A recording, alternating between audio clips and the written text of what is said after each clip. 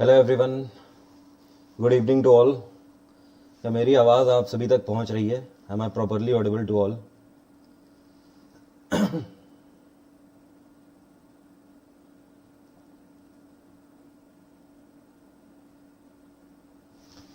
चलिए स्टार्ट करते हैं आप आज का session. Good evening to all, आप सभी का बहुत बहुत स्वागत है हमारे इस यूट्यूब चैनल पर। मैं वरुण अवस्थी, आप सभी का जीएस गुरु। देखो, आप लोगों की डिमांड थी यार, ये जो क्लास थी ये कुछ रीजंस की वजह से मुझे प्राइवेट करनी पड़ गई थी, तो आज इस क्लास को हम लोग दोहराते हैं क्योंकि आप लोगों का आरआरबी एनटीपीसी का एग्जाम आ चुका है। क्लास की शुरुआत करने से पहले आपको यहां पर कुछ चीजें बता देना चाहता हूं। मैं आपके लिए दो क्लास लेकर आऊंगा। एक बेसिक मैपिंग आज मैं आपको पढ़ा रहा हूं। आज की क्लास बहुत लंबी नहीं होगी, मुश्किल से आधे घंटे पौन घंटा की ये क्लास होगी, इससे ज्यादा नहीं होगी। इसके बाद एक एडवांस मैपिंग की क्लास लेकर आ रहा हूं, ठीक है। उसके बाद भी अगर आप लोगों को जरूरत पड़ी तो लेवल सेकंड एडवांस मैपिंग की क्लास लेकर आऊंगा, ठीक है। तो बेसिक मैपिंग में केवल आज बेसिक्स मैं आपको समझाऊंगा। बेसिक्स में हम लोग तीन चीजों की बात करेंगे। इंडियन माउंटेन रेंजेस की बात करेंगे, भारत के पर्वतों की। दूसरा हम लोग बात करेंगे यहां पर, केवल एनालिसिस करेंगे, केवल देखेंगे, आप लोगों को यह भी पता लगे कि मैपिंग करी कैसे जाती है। बड़ा ही आसान होता है, बड़ा ही इंटरेस्टिंग भी होता है। उसके बाद भारत की इंपॉर्टेंट नदियां, सिर्फ इंपॉर्टेंट नदियां, क्योंकि बेसिक है। और तीसरी चीज भारत के पठार आपके यहां पर कंप्लीट हो जाएंगे। लेकिन उसके बाद कभी मुझे मौका मिलता है तो मैं आपको पठार पर एडवांस क्लास भी दूंगा, ठीक है। तो आप उतनी ही उम्मीद लेकर चलना है इस क्लास के साथ, क्योंकि बिल्कुल बेसिक मैपिंग है, ठीक है। बाकी जितनी बेसिक से रिलेटेड बातें हैं वो मैं आपको बताने की कोशिश करूंगा। एक चीज और, करंट अफेयर 1 तारीख से आने लगेंगे, उसके लिए आप लोग बेफिक्र रहिए। इस क्लास के बाद में आगे के जो 3 दिन है, जो हमारे इसके बाद 3 दिन बच रहे हैं, 28, 29, 30, 31, 3 से 4 दिन जो भी है, इन 4 दिनों में कौन कौन सी क्लासेस होंगी उसके भी बारे में इस सेशन के आखिरी में बताऊंगा। तो चलिए शुरुआत करते हैं। उम्मीद करता हूं आवाज मेरी पहुंच रही होगी आप सभी तक। आवाज तो पहुंच रही है ना, क्लियरली है ना वॉइस? चलिए ठीक है, बहुत बढ़िया। हाँ जी, तो यहां पर बात हम लोग सबसे पहले करेंगे पर्वतों की, माउंटेन रेंजेस की हम लोग यहां पर सबसे पहले बात करेंगे। अब माउंटेन रेंजेस के लिए सबसे पहले तो हम यहां पर बात करेंगे हिमालयन रेंज की। हिमालयन रेंजेस हमारी कहां से कहां तक फैली हुई है। लेकिन उससे पहले आप लोग एक चीज यहां पर समझ लो, जो आपकी हिमालयन रेंज है, वैसे हिमालय को हमने 4 पार्ट में क्लासिफाई किया हुआ है। पहला, दूसरा, तीसरा और चौथा। जो हिमालय का पहला हिस्सा है इसको हम लोग बोलते हैं ट्रांस हिमालय। क्या बोलते हैं? ट्रांस हिमालय। जो दूसरा हिस्सा है इसको हम लोग बोलते हैं ग्रेटर हिमालय। और जो तीसरा हिस्सा है इसको हम लोग बोलते हैं मिडिल हिमालय। क्या बोलते हैं? मिडिल हिमालय। और जो आखिरी हिस्सा है इसको हम लोग लोअर हिमालय या फिर शिवालिक रेंज भी बोलते हैं। क्या बोलते हैं? शिवालिक रेंज या शिवालिक हिमालय या लोअर हिमालय। इसमें से जो ग्रेटर हिमालय है इसको हम लोग हिमाद्री के नाम से जानते हैं। किस नाम से? हिमाद्री के नाम से जानते हैं। बराबर, कोई समस्या तो नहीं यहां पर। अब यहां पर समझना यह है कि ये जो trans Himalaya, greater Himalaya, middle Himalaya और शिवालिक हिमालय है, इसकी चोटियां एक हायरार्की में बनी हुई हैं। मतलब कहने का कि कुछ ऐसे बनी हुई हैं। ऐसे का मतलब यह है कि ये जो आपका ऊपर वाली है ये आपकी ट्रांस हिमालय है, ऊंची चोटियां, और ये हाइट पे है। इसके बाद इससे नीचे वाली हिरार्की में जो आती है ये आपकी ग्रेटर हिमालय है। हालांकि इसकी कुछ इतनी भी ऊंची चोटियां हैं कि ये इसके भी ऊपर निकल जाती हैं ऐसे, ठीक है। लेकिन एक्चुअली पूरी रेंज की हम लोग इस सतह की अगर बात करें, इससे और इसको कंपेयर करें, तो ये ग्रेटर हिमालय वाली जो है ज्यादातर रेंजेस ट्रांस हिमालय से भी ऊंची है। लेकिन ध्यान रखिएगा, ज्यादातर जो पहाड़ियां हैं, कुछ को अगर हम छोड़ दें, जैसे माउंट एवरेस्ट छोड़ दें, वो आपकी ग्रेटर में ही आएगी। लेकिन अगर कुछ को हम छोड़ दें तो पूरे आप देखोगे तो एक स्लोप में दिखता है। तो सबसे ऊपर वाली या ऊंची वाली चोटियां आपकी ट्रांस हिमालय, इसके बाद आपका ग्रेटर हिमालय, इसके बाद इससे निचली पहाड़ियां जो आपका मिडिल हिमालय, और सबसे निचली और छोटी पहाड़ियां जो हैं वो आपकी कहां पड़ती हैं? शिवालिक वाली पड़ती है, ठीक है। तो आप इसी को मानकर चलना। अब यहां पर जो आपका सबसे ऊपर पड़ता है इसको हम लोग बोलते हैं ट्रांस हिमालय। ट्रांस हिमालय कहां से कहां तक लाई करता है इसको आप लोग सिंपली समझना, ये ऐसे आपका लाई करता है, 1, 2, 3 और 4। ये आपका इस तरीके से लाई करता है, इसको बोलते हैं हम लोग ट्रांस हिमालय। ट्रांस हिमालय की 4 बेसिकली चोटी है। ये 4 चोटियां आप बहुत आसानी से ध्यान रख सकते हो। इसमें जो आपकी एक चोटी है, ये ध्यान रखिएगा, लद्दाख रेंज कहलाती है। क्या कहलाती है? लद्दाख रेंज। दूसरी जो चोटी है ये यहां पर आपकी काराकोरम रेंज कहलाती है, काराकोरम। इसके बाद जो आपकी तीसरी रेंज है ये आपकी कैलाश रेंज कहलाती है, कैलाश। और जो चौथी चोटी है, जो मेन चोटियां हैं उनमें से चौथी जो है ये कहलाती है जांस्कर। क्या कहलाती है? जांस्कर रेंज।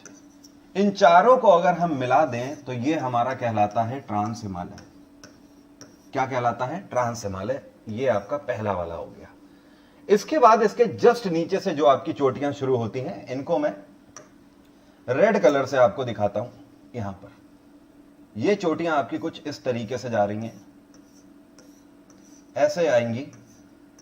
और ध्यान देना, देखो अब ये नेपाल पे आती जा रही हैं, ऐसे आएंगी, नेपाल पे चलती चली जाएंगी और यहां पर आके खत्म हो जाती है। कहां पर आके खत्म हो जाती है? ये जो आपको ऐसे गुम्मद सा बना हुआ ऊपर दिखाई देता है ये सिक्किम राज्य है हमारा। ठीक है, ये क्या है? सिक्किम। इसको मैं एस बना देता हूं ताकि आपको याद रहे कि सिक्किम तक आके ये आपकी रेड वाली खत्म हो रही है, जो कि आपकी कौन सी है? ग्रेटर है, ग्रेटर हिमालय। ठीक है, इसी को हम लोग हिमाद्री के नाम से भी जानते हैं, हिमाद्री। इसको हिमाद्री क्यों बोलते हैं? क्योंकि हिम का मतलब होता है बर्फ और बर्फ से आच्छादित है। आद्री मतलब आच्छादित, तो बर्फ से आच्छादित मतलब बर्फ से ढका हुआ जो है इसको हम लोग बोलते हैं ग्रेटर हिमालय। इसी वजह से इसको हिमाद्री बोलते हैं। इसकी ऊंचाई इतनी ज्यादा है कि पूरे साल भर ये चोटियां, लगभग ये सारी चोटियां 99% चोटियां इसकी बर्फ से ही ढकी रहती पूरे साल भर। इसके बाद जो इसका नीचे वाला जो हिमालय है यहां पर आपको ध्यान रखना है। अच्छा, एक चीज और, आगे बढ़ने से पहले इसकी जो मेन चोटियां, जैसा कि मैंने कहा मैं पूरी चोटियां आपकी एडवांस में पढ़ाऊंगा, लेकिन यहां पर सिर्फ आपको बेसिक्स बताता हूं। जैसे कि यहां पर आपको एक इंपॉर्टेंट चोटी हमारी ध्यान रखनी है, ये वाली जो है आपकी, ये यहां पर कहलाती है मकालू। मकालू ये इंपॉर्टेंट इसलिए है क्योंकि ये दुनिया की 5वें नंबर की सबसे ऊंची चोटी है मकालू। इसके बाद यहां पर जो सबसे ऊंची चोटी है, इसको और ऊपर बना दो ऐसे, तो ये आपकी कहलाती है माउंट एवरेस्ट। क्या कहलाती है? Mount Everest. और इसके आप बिल्कुल जब आखिर में आ जाते हो तो ये वाली चोटी आपकी क्या कहलाती है? ये लास्ट वाली चोटी कंचनजंगा। कंचनजंगा। ठीक है, तो ये इसकी मेन चोटियां हैं जो आपको ध्यान रखनी है। अच्छा, इसकी शुरुआत कहां से होती है तो ये भी देख लो। इसकी शुरुआत में जो है आपकी हमारे जम्मू वाले रीजन में जो पड़ती है, ये वाली चोटी जो है आपकी, ये कहलाती है नंगा पर्वत। क्या कहलाती है? नंगा पर्वत। यहां से इसकी शुरुआत होती है और ये जा कहां तक रही है? ये एस, सिक्किम से जस्ट पहले तक जा रही है कंचनजंगा। वैसे आपको एक चीज और बताऊं, कंचनजंगा जो है इसको आप थोड़ा और आगे बढ़ा दो, इसको आप सिक्किम के आगे तक ले जाओ। एक्चुअली अगर मैं कंचनजंगा बनाना चाहूं तो मैं ऐसे बनाऊंगा कुछ कंचनजंगा को, मैं ब्लू से बनाता हूं कंचनजंगा, आप समझना। ये ऐसे है एक्चुअली कंचनजंगा, इसको मैंने पूरा ब्लू कर दिया। ये हमारे लिए इंपॉर्टेंट क्यों है अभी इसको बताता हूं मैं। जब भी बात होती है सबसे ऊंची चोटी की, माउंट एवरेस्ट की, तो माउंट एवरेस्ट एक्चुअली हमारी चोटी नहीं है। ये रीजन में आती है कहां? नेपाल रीजन में आती है। तो हमेशा ध्यान रखना, माउंट एवरेस्ट भारत में नहीं पड़ता है, माउंट एवरेस्ट आपका पड़ता है नेपाल में। लेकिन दुनिया की सबसे ऊंची चोटी में तो हम लोग इसको कंसीडर करते ही हैं। जब भी आपसे पूछा जाएगा कि भारत की सबसे ऊंची चोटी कौन सी है, तो हमारा आंसर हमेशा क्या होगा? कंचनजंगा। उसका रीजन क्या है कि ये जो कंचनजंगा है इसका ज्यादातर हिस्सा कहां आ जाता है? सिक्किम के अंदर आ जाता है और कम हिस्सा इसका नेपाल की तरफ है। वैसे नेपाल और भारत दोनों में पड़ती है, जो रीजन इसका सिक्किम में आ रहा है वो भारत में ही आ गया। तो ध्यान रखिएगा, इस वजह से, क्योंकि इसका ज्यादातर जो हिस्सा है ये आ जाता है कहां पर? ये आ जाता है भारत के अंदर। इस वजह से हम लोग इसको भारत की सबसे ऊंची चोटी के नाम से जानते हैं, कंचनजंगा। ये हमारी रेड वाली रेंज जो हो गई, ये हो गई ग्रेटर हिमालय, हिमाद्री। अब जो हमारी ब्लू वाली रीजन बनेगी, ध्यान रखिएगा, ये आपकी होगी मिडिल हिमालय। इसके जस्ट नीचे से आ जाइए, बनाना शुरू कर दीजिए। ये जो आपकी चोटियां हैं, ये देखिए थोड़ी थोड़ी अब भारत में भी आने लगी हैं, हल्की फुल्की नेपाल में जाएंगी, बाकी ये भारत में आती जाएंगी चोटियां, और ये भी यहीं तक आएंगी आपकी। ये जो आपकी आ गई है ब्लू कलर की, ये आपकी क्या हो गई? मिडिल हिमालय हो गई। मिडिल हिमालय की सबसे पहली चोटी जो यहां पर इंपॉर्टेंट है, जो आपकी जम्मू रीजन से ही शुरू होती है, इसको हम लोग क्या बोलते हैं? यहां पर मैं लिख देता हूं इसको हम लोग बोलते हैं पीर पंजाल। क्या बोलते हैं? पीर पंजाल, नाम सुना होगा, पीर पंजाल। तो हमेशा ध्यान रखना, ये जो आपका मिडिल हिमालय है ये आपका शुरू होता है कहां से? पीर पंजाल से आपका शुरू होता है और यहीं तक आके ये आपका खत्म हो जाता है। इसके बाद जो हमारी सबसे लास्ट की चोटी है, जो कि हमारी सबसे छोटी चोटियां हैं, जो शिवालिक रेंज है, मेरे इसको क्या हो गया, जो हमारी सबसे छोटी चोटियां हैं, यहां पर इनको मैं पर्पल कलर से करता हूं। ये कुछ इस तरीके से है। अच्छा, मैं इनको ऐसे क्यों बना रहा हूं? क्योंकि भैया ये सबसे निचली चोटियां हैं, ये छोटी छोटी चोटियां हैं और ये ऐसे आती हैं और ऐसे करके हल्की सी ऊपर की तरफ जाके ऐसे और ऐसे करके आगे निकल जाती हैं। और ये इतना ही नहीं, ये यहां से यहां से यहां से यहां से नीचे तक भी फैली हुई है। तो यहां पर आप इसका थोड़ा सा रूट देखो, ये आगे तो चली गई, साथ में ये नीचे की तरफ, भारत की तरफ इधर भी फैली हुई है। ये आपकी पूरी हो गई शिवालिक। एक चीज और आपको ध्यान रखनी होगी, जब भी हम हिमालय की बात करते हैं तो एक्चुअली जो हमारे मेन हिमालय हैं, वो हमारे मेन हिमालय ये तीन ही हैं, ग्रेटर, मिडिल और शिवालिक।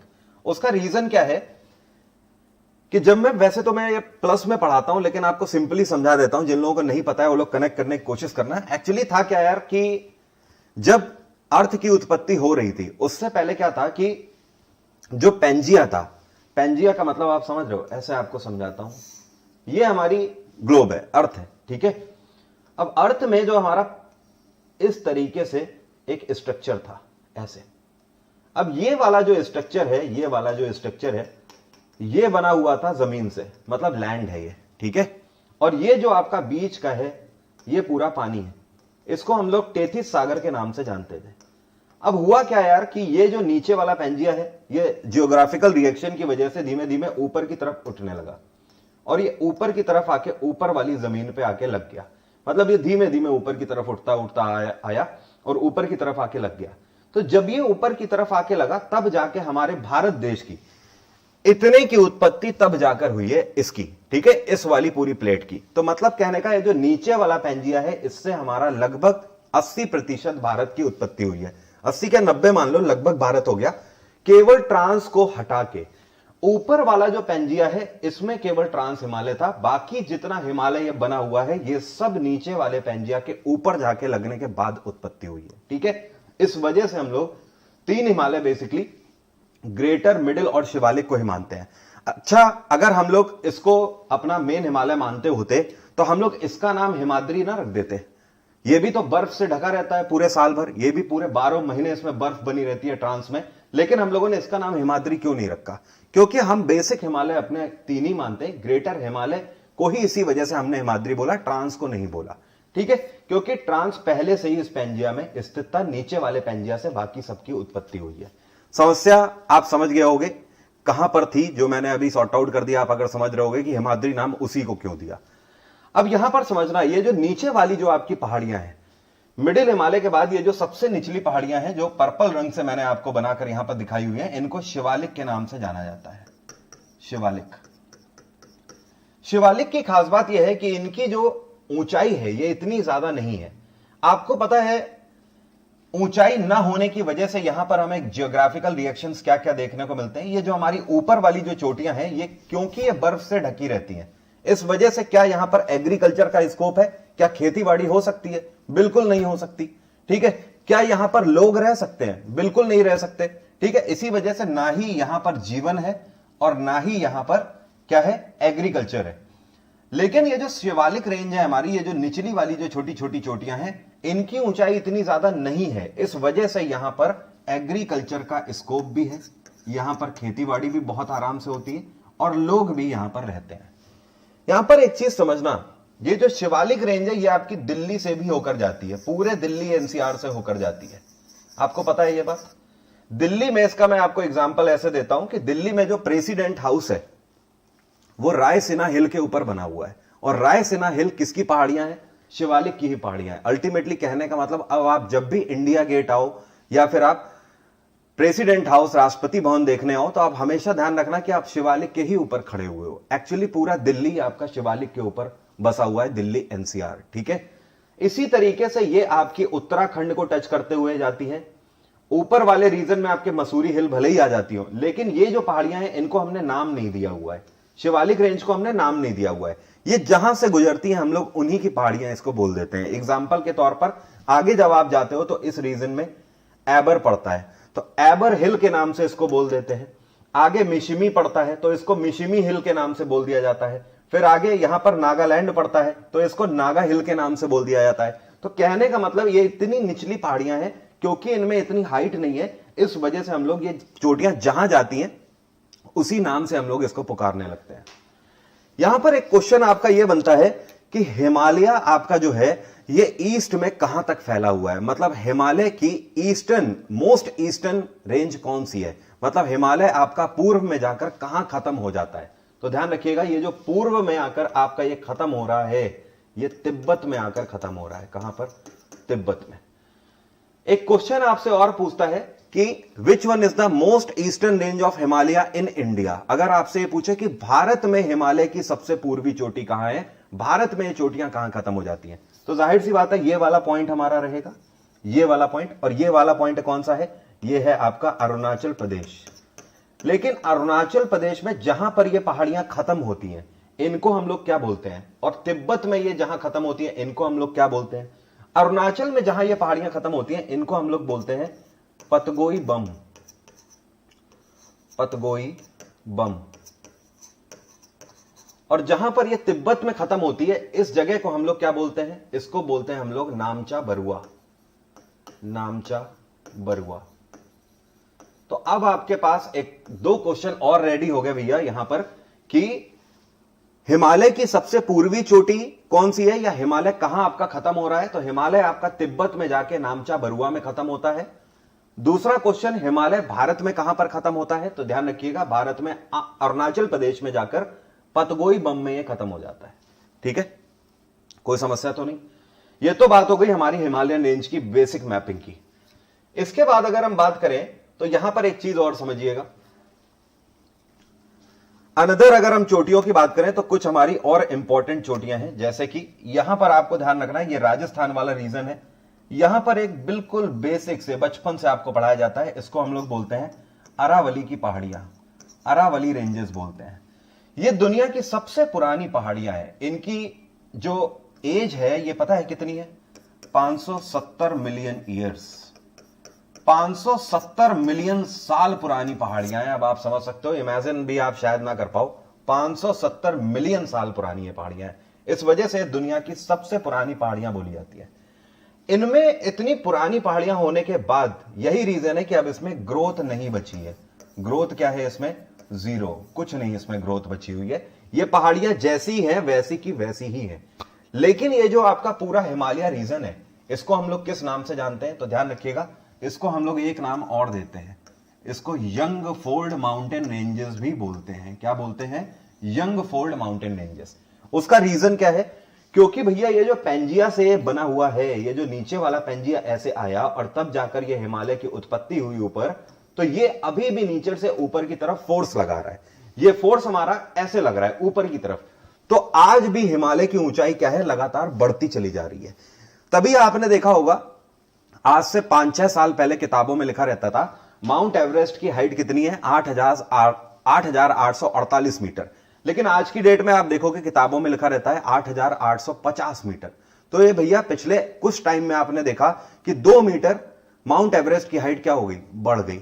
इसी तरीके से पूरे हिमालयन रीजन की हाइट बढ़ती चली जा रही है। और ये बढ़ रहा है किस तरफ? ध्यान रखिएगा ये 90 डिग्री पर नहीं बढ़ रहा है। यहां पर देखिए इसी वजह से मैंने डायगोनल बनाया हुआ है। ये फोर्स आपका ऐसे लग रहा है, ऐसे लग रहा है फोर्स। तो ये कहां की तरफ लग रहा है फोर्स? ये ईस्ट की तरफ फोर्स लग रहा है। मतलब ये पहाड़ियां किधर बढ़ती चली जा रही हैं? इनका विस्तार होता चला जा रहा है ईस्ट की तरफ, इधर की ओर ये बढ़ती चली जा रही है। कोई समस्या तो नहीं। इस वजह से हिमालयन रेंज को क्या बोलते हैं? यंग फोल्ड माउंटेन रेंजेस बोलते हैं। अब यहां पर आपको और कुछ इंपॉर्टेंट पहाड़ियां ध्यान रखनी है, जैसे कि सतपुरा की पहाड़ियां, महादेव की पहाड़ियां। ठीक है, साथ में आपको यहां पर नीचे ध्यान रखना है, बिल्कुल नीचे केरल में जाके आपके कार्डमम की पहाड़ियां पड़ती हैं। क्या बोलते हैं इसको? कार्डमम की पहाड़ियां। ये आपकी हो गई कार्डमम की पहाड़ियां, बहुत इंपॉर्टेंट है। इलायची की पहाड़ियां हिंदी में बोलते हैं, क्योंकि यहां पर मसालों की खेती सबसे ज्यादा होती है, इस वजह से इसको कार्डमम हिल के नाम से जाना जाता है। ओके, तो ये आपकी बेसिक हिमालय की मैपिंग है, जितना आपको कम से कम ध्यान रहना चाहिए हमेशा, और इतना आपको पता रहना चाहिए। एक चीज यहां पर और आप समझना,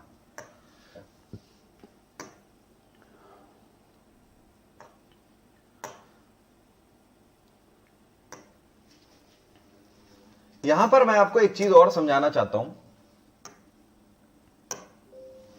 यार समस्या क्यों कर रहा है?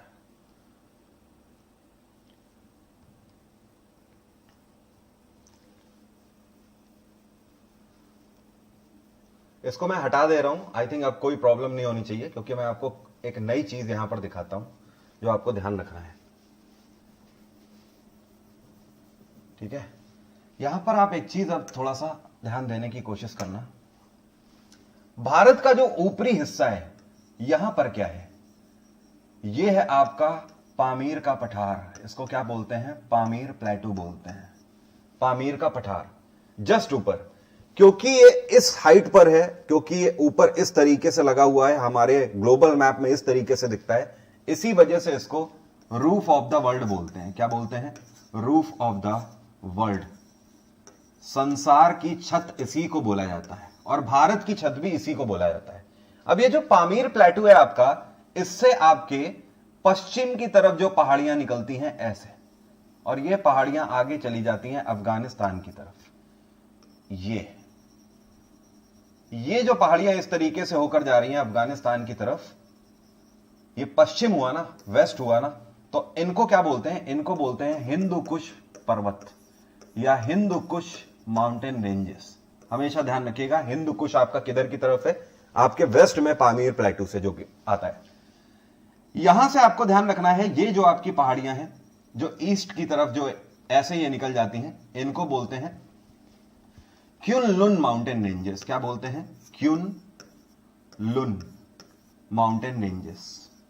क्योंकि ये चाइना में है, इस वजह से इसको चाइनीज नेम मिला हुआ है, क्युनलुन माउंटेन रेंजेस। अब आपसे क्वेश्चन कई बार ऐसे पूछ देता है पीसीएस में, या कभी एसएससी सीजीएल में भी पूछ देता है ऐसे, लाइक आपसे पूछ देगा हिंदू कुश पर्वत दिल्ली से किधर की तरफ है, कौन सी डायरेक्शन में है? तो आपको ध्यान रखना है, ये आपका क्या हो गया? ये आपका नॉर्थ वेस्ट हो गया। क्या हो गया? North west. ये हो गया नॉर्थ और ये हो गया वेस्ट, तो नॉर्थ वेस्ट की तरफ है। लाइक आपका क्युनलुन माउंटेन रेंजेस किधर की तरफ है? ये आपका नॉर्थ ईस्ट की तरफ पड़ती है। तो आपको ऐसे इसको ध्यान रखना है। उम्मीद करता हूं समझ गए होंगे, यहां तक कोई समस्या किसी को नहीं आनी चाहिए। अब बात करते हैं हम लोग दूसरी हमारी कुछ बेसिक रिवर्स की। जब हम रिवर्स पे आते हैं तो यहां पर थोड़ा सा ध्यान दीजिएगा। सबसे इंपॉर्टेंट रिवर्स जो है हमारी कुछ, वो आपकी नॉर्थ इंडिया से साउथ इंडिया तक है। इनके बारे में आपको बेसिकली पता होना चाहिए। जैसे कि जो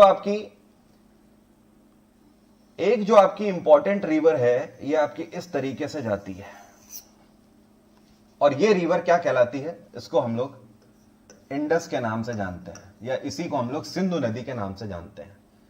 ध्यान रखना है इसका ओरिजिन क्या है, ये कहां से निकलती है? तो ध्यान रखना, ये आपकी निकलती है माउंट कैलाश से। कहां से? माउंट कैलाश से ये ओरिजिनेट होती है। इसी तरीके से यहां से एक और नदी निकलती है। एक्चुअली ये सारी आपकी पहाड़ियां हैं, ये सारी आपकी ऐसे पहाड़ियां बनी हुई हैं। ठीक है, ये सब ऊंची ऊंची पहाड़ियां हैं। ठीक है, ये हिमालय का ही हिस्सा है ये सब, ये पूरा। और इन्हीं के बीच से एक जगह से ये एक्चुअली है कैलाश मानसरोवर की पहाड़ियां कहलाती हैं। इन्हीं में से एक माउंट कैलाश से आपकी क्या निकलती है? इंडस निकल गई। कैलाश मानसरोवर का ही एक हिस्सा है, एक ग्लेशियर है, जिसको क्या बोलते हैं?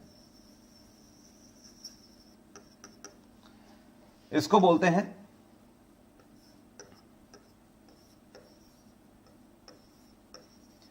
चेम युंगदुंग। चेम, इसको मैं ठीक से लिखता हूं,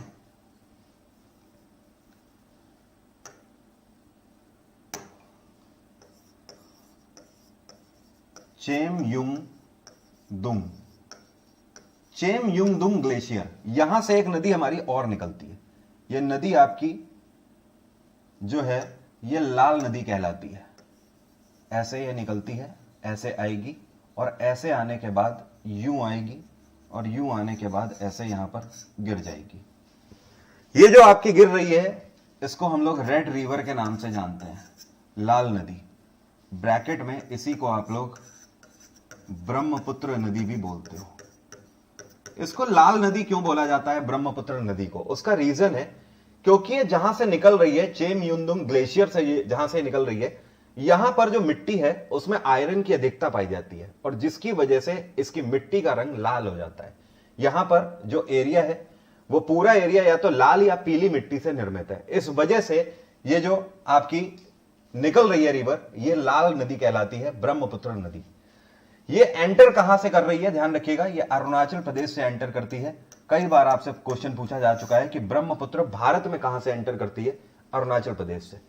इसके बाद जो हमारी मेन रिवर है, सबसे मेन रिवर जो हमारी है, ये आपकी यहां से उत्तराखंड से, और ये इस तरीके से आएगी और ऐसे आकर ऐसे करके ये भी चली जाएगी कहां पर, यहीं। ये पूरा जो आपका रीजन है, ये रीजन आपका क्या कहलाता है, बे ऑफ बंगाल कहलाता है, बंगाल की खाड़ी कहलाता है। अच्छा, एक चीज और ध्यान रखना, यहां पर एक चीज समझने वाली है। इसको आप ऐसे कर दो, ऐसे।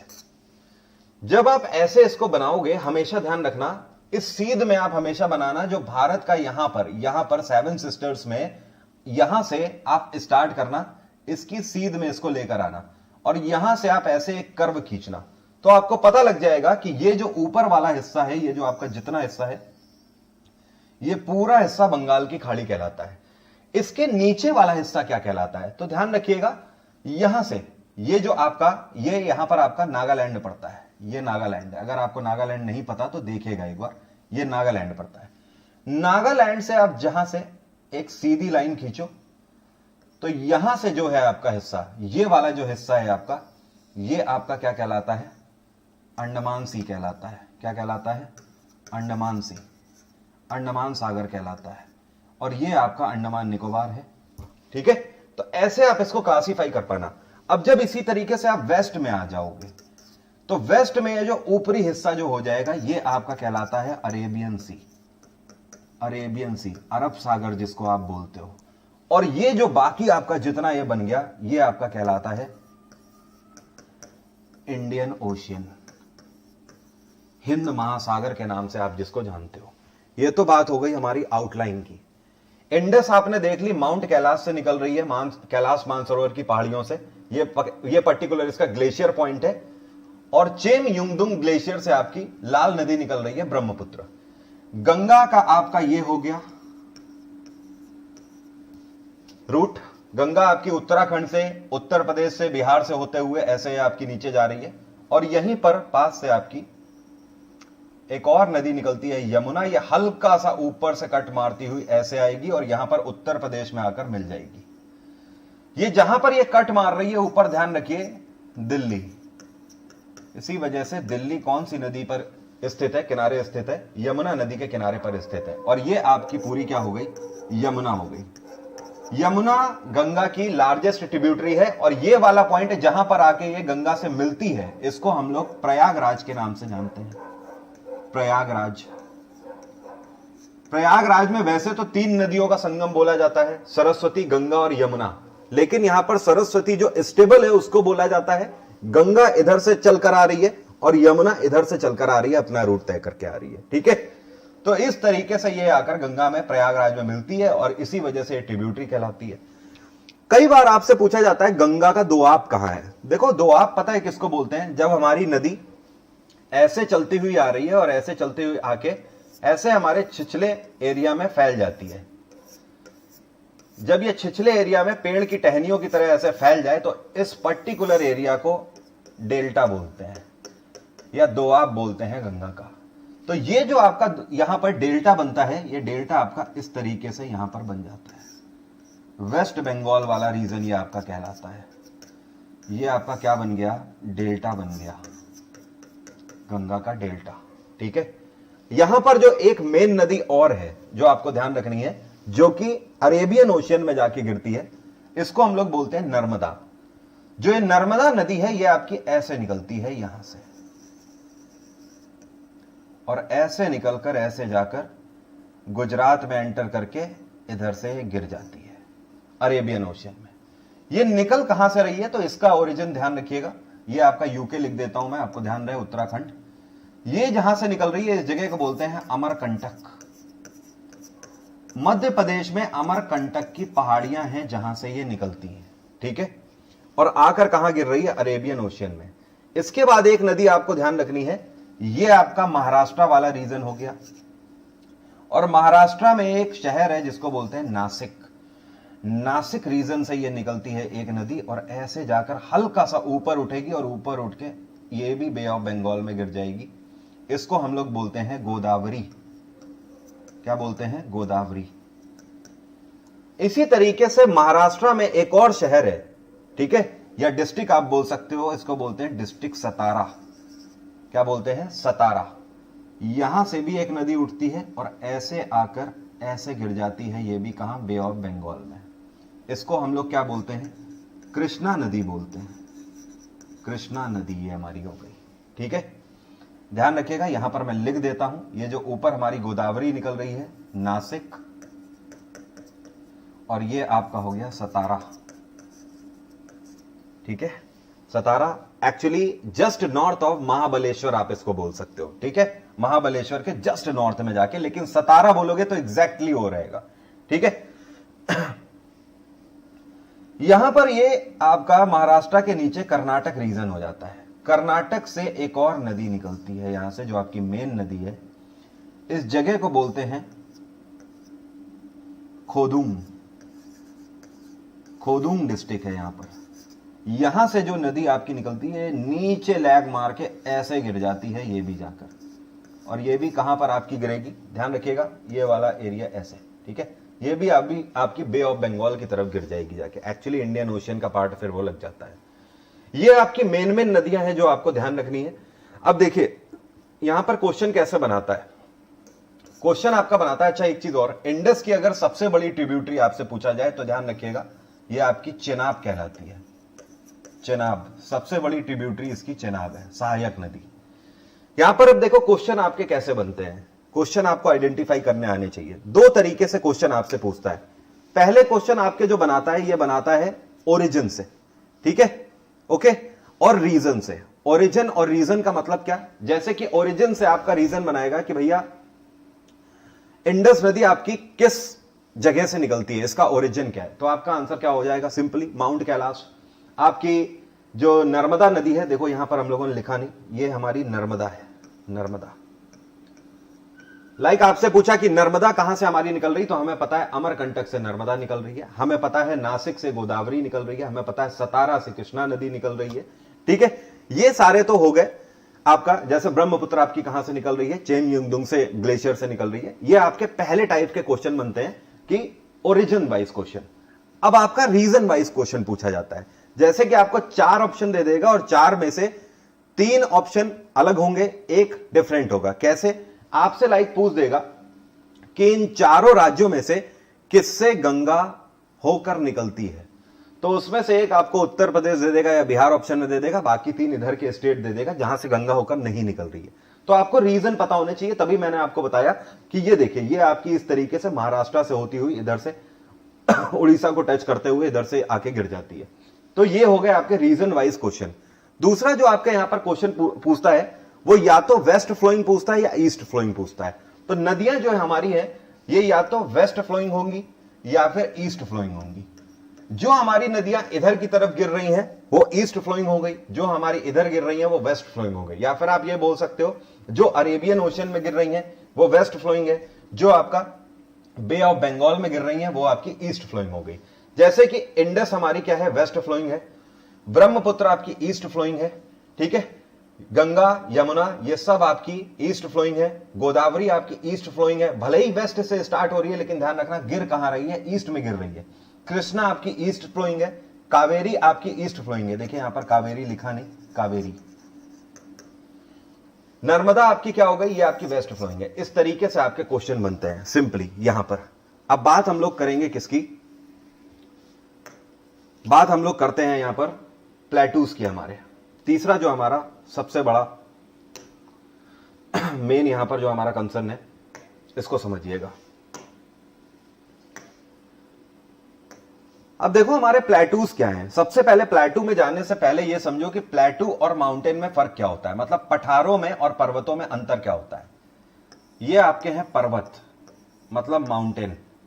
माउंटेन आपके ये होते हैं, ये एल्टीट्यूड होता है, इनका मैटर करता है। ये आपके माउंटेन है, ठीक है, ये माउंटेन है। अब आपके पठार क्या हैं? पठार जो आपके होते हैं ये होते हैं। दोनों में डिफरेंस समझ रहे हो क्या है? पहला डिफरेंस ये है कि यहां पर आपको हाइट मिलती है, ठीक है, यहां पर आपको हाइट नहीं मिलती है। जब यहां पर हाइट मिलती है तो क्या यहां पर लाइफ है? यहां पर लाइफ नहीं है, लाइफ नहीं है, यहां पर लाइफ आपको मिलती है। हाइट होने की वजह से यहां पर एग्रीकल्चर मिलती है? नहीं मिलती है, आप कृषि नहीं कर सकते हो। यहां पर आपको एग्रीकल्चर भी मिलता है, एग्रीकल्चर भी है, लाइफ भी है, लोग यहां पर रहते हैं, बसते हैं, आबादी हमारी बसती है। तो पहली चीज कहने का मतलब भैया कि जब हम पठार की बात करेंगे तो जितने भी हमने मेन माउंटेन रेंजेस देखे वहां पर तो पठार हो नहीं सकते क्योंकि वहां पर्वत है। तो जितना भी आपका ये वाला हिस्सा हो गया, इसको जैसे अभी हमने आइडेंटिफाई किया कि ये हमारा हिमालय हो गया, ठीक है, इसको आप हटा दो, यहां पठार हो ही नहीं सकते, ठीक है। यहां अरावली रेंज है, यहां पर भी पठार नहीं हो सकते, हटा दो। दैट मीन्स कि पठार बचे हुए भारत में आएंगे, ऐसे आपके यहां पर पठार आएंगे, ठीक है। अब देखिए पठार हैं कहां कहां पर। बेसिकली हमने पठारों को अपने भारत में दो पार्ट में क्लासिफाई कर रखा है। पहला जो हिस्सा है इसको हम लोग बोलते हैं सेंट्रल हाईलैंड। क्या बोलते हैं? Central highland. सेंट्रल हाईलैंड पता है इसको क्यों बोलते हैं? सेंट्रल का मतलब मध्य, हाई का मतलब ऊंचा, और लैंड का मतलब जमीन। मतलब मध्य में जो हमारा ऊंचाई वाला हिस्सा है मध्य भारत में, उसको हम लोग सेंट्रल हाईलैंड बोलते हैं। सेंट्रल हाईलैंड हमारा हिस्सा जो है ये ऐसे आप कर दो, ऊपर वाला हिस्सा ये आपका सेंट्रल हाईलैंड है, और नीचे वाला जो हिस्सा है आपका ये आपका क्या कहलाता है? डेक्कन प्लेटू कहलाता है। क्या कहलाता है? डेक्कन प्लेटू, दक्कन का पठार। और ऊपर वाला जो हिस्सा है ये आपका सेंट्रल हाईलैंड कहलाता है। सेंट्रल हाईलैंड के भी अंदर 4 पठार आते हैं, और डेक्कन वाले हिस्से या दक्कन का पठार जिसको हिंदी में बोलते हैं, इसके अंदर भी 4 हिस्से आते हैं। सेंट्रल हाईलैंड में जो पहला हिस्सा है ये आपका कहलाता है मालवा प्लेटू या मालवा का पठार। दूसरा यहां पर जो पठार है इसको बोलते हैं बुंदेलखंड प्लेटू या बुंदेलखंड का पठार। जो तीसरा यहां पर प्लेटू आता है सेंट्रल हाईलैंड में ही, इसको हम लोग बोलते हैं बघेलखंड प्लेटू, बघेलखंड। और जो चौथा हिस्सा यहां पर आता है इसको हम लोग क्या बोलते हैं? छोटा नागपुर प्लेटू। छोटा चेतन मत समझ लेना, छोटा नागपुर प्लेटू। ये 4 हिस्से से मिलकर या फिर इन 4 पठारों से मिलकर आपका क्या बनता है? सेंट्रल हाईलैंड बनता है। इसी तरीके से जो आपका दक्कन है, दक्कन भी आपका 4 हिस्सों से मिलकर बनता है, 4 पठारों से। ये 4 पठार कौन कौन से हैं? इसमें पहला हिस्सा जो है ये आपका क्या कहलाता है? Deccan trap, Deccan trap. जो दूसरा हिस्सा है ये या दूसरा पठार है इसको हम लोग बोलते हैं वेस्टर्न घाट, वेस्टर्न घाट। जो तीसरा हिस्सा है यहां पर या तीसरा पठार है इसको हम लोग बोलते हैं ईस्टर्न घाट, मतलब पूर्वी घाट। वेस्टर्न घाट मतलब पश्चिमी घाट। और जो चौथा है इसको हम लोग बोलते हैं north east extension, north east extension मतलब उत्तरी पूर्वी पठार। अब इसकी लोकेशन समझिएगा। जो आपका मालवा प्लेटू है, मालवा प्लेटू आपका पूरा मध्य प्रदेश रीजन में आता है, तो ये आपकी मालवा प्लेटू की लोकेशन है। ये आपका हो गया मालवा प्लेटू। यहां पर मैं लिख देता हूं मालवा। मालवा के जस्ट ऊपर मध्य प्रदेश और उत्तर प्रदेश के बॉर्डर में फैला हुआ है ये वाला जो हिस्सा है, इसको हम लोग बोलते हैं बुंदेलखंड प्लेटू। दूसरा ये हमारा है बुंदेलखंड। इसके बाद यहां पर इन दोनों के बीच में डायगोनली ऐसे ये लगा हुआ हिस्सा है जिसको हम लोग बोलते हैं बघेलखंड प्लेटू। बघेलखंड प्लेटू।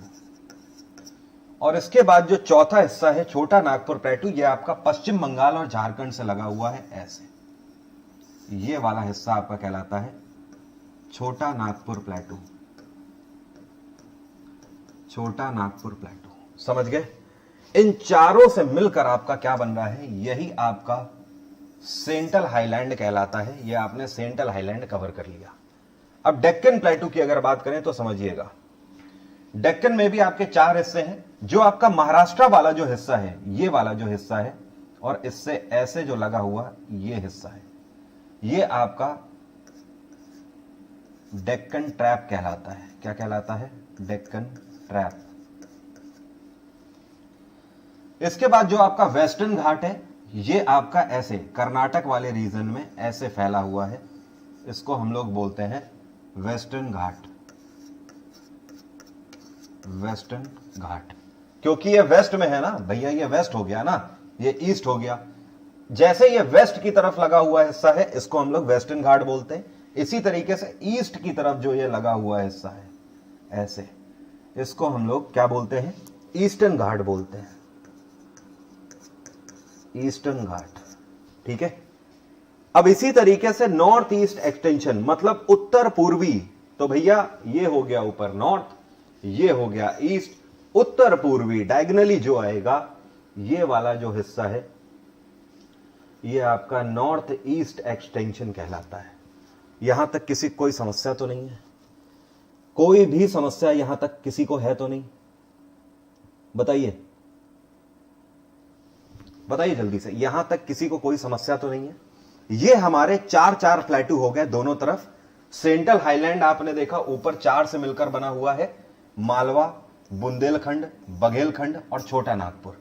इसी तरीके से दक्कन में आपने देखा डेक्कन ट्रैप, वेस्टर्न घाट, ईस्टर्न घाट, नॉर्थ ईस्ट एक्सटेंशन।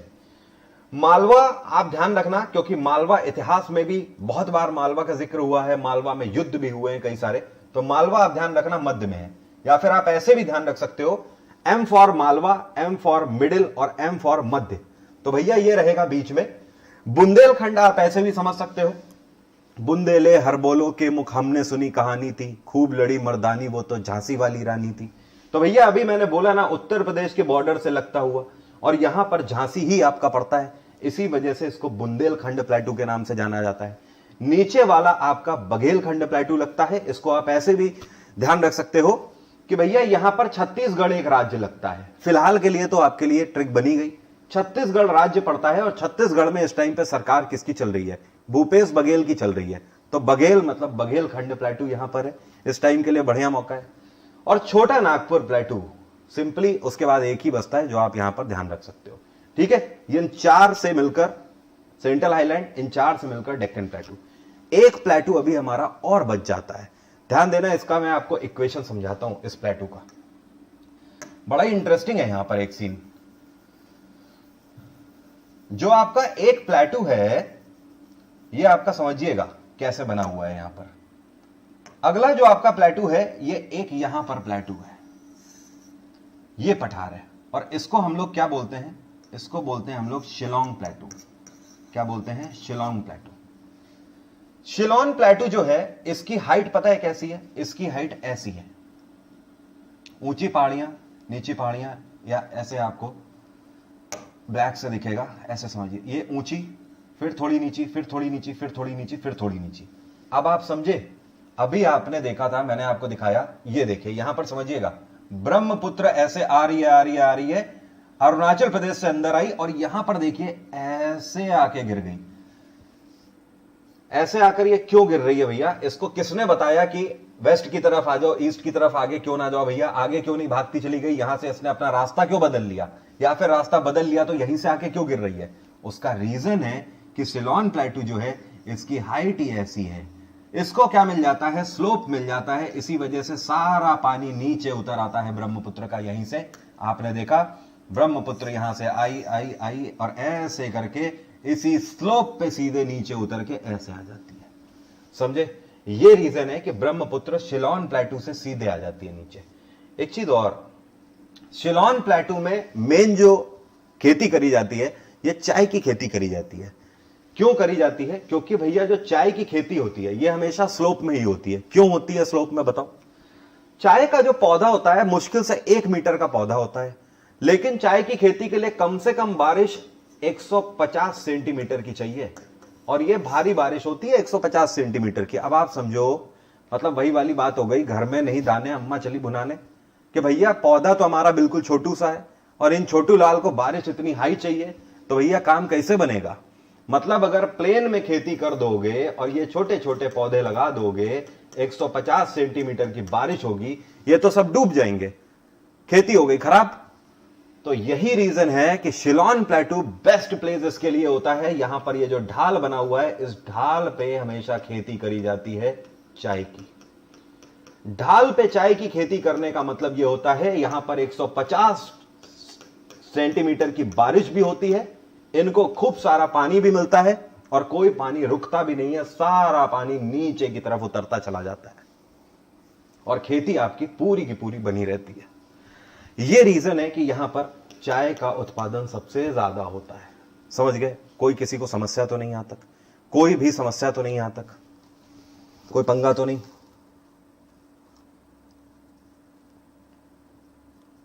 ठीक है, बहुत बढ़िया।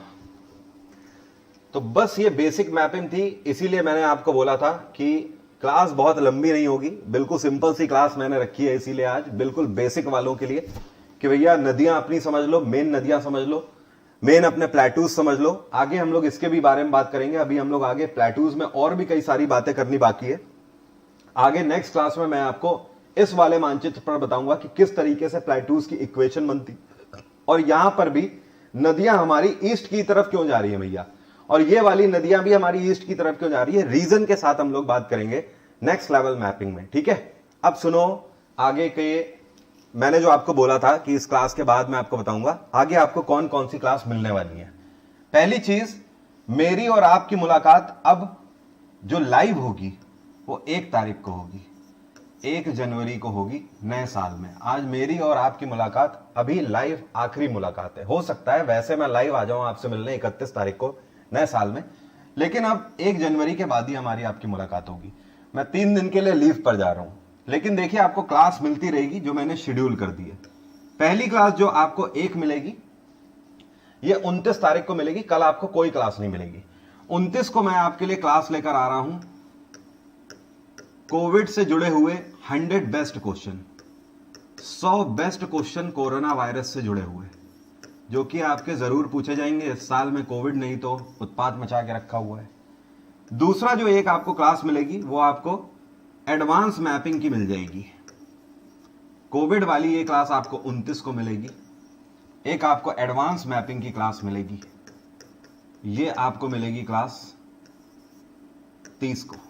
ठीक है, और एक क्लास और है, ये आपके लिए सरप्राइज है, ये आपको 31 को मिलेगी।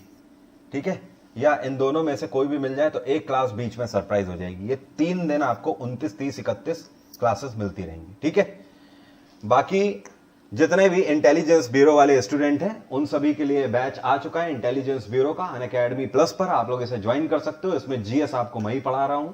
एसएससी एमटीएस का भी 29 तारीख से शुरू हो रहा है बैच, इसको भी आप ज्वाइन कर सकते हो। और एसएससी सीजीएल और सीएचएसएल की जो तैयारी कर रहे हैं वो लोग भी ज्वाइन कर सकते हैं। आप लोगों को शायद पता नहीं, मैं आपको बता दूं, अनअकैडमी पर एक और फीचर आ गया है।